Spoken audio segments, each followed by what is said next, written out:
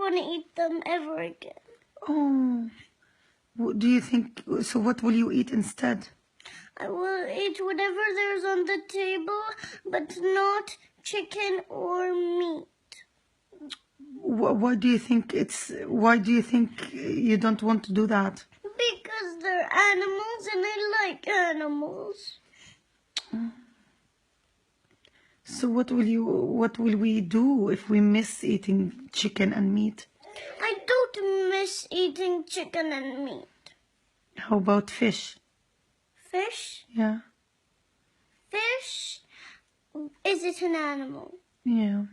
I won't eat that either. Oh my God, so what? I won't eat animals! Okay. So what do you want to eat? What kind of food do you want to eat? Anything's on the table, but not animals. Why do you feel sorry for animals? Because they're nice, and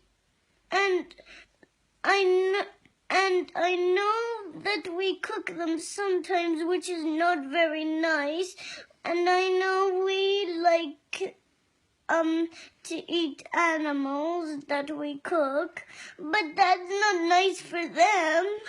Yeah, do you think they suffer? I think that they don't really like being cooked in the oven.